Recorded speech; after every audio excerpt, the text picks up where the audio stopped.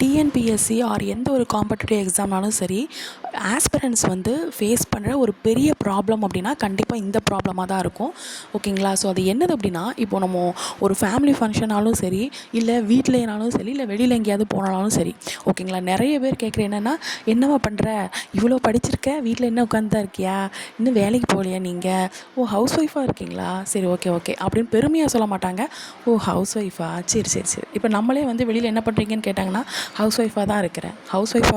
ஆனால் அது எவ்வளோ ப்ராப்ளம், அது எவ்வளோ ஒரு கஷ்டமான ஒர்க்ஸ்லாம் இருக்கும் அப்படிங்கிறது எல்லா ஹவுஸ் ஒய்ஃப்க்கு கண்டிப்பாக தெரியும் இல்லைங்களா?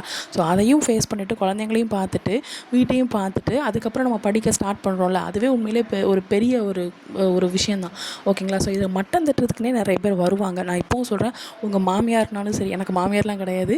ஸோ உங்களுக்கு மாமியாரோ இல்லை மாமனாரோ யாரோ ஒருத்தங்க, ஹஸ்பண்டோ இல்லை கூட பிறந்தவங்களோ இல்லை சொந்தக்காரங்களோ யாராக இருந்தாலும் சரி, பக்கத்து வீடு எதிர்த்த வீடு யாருமே விடுறது கிடையாது.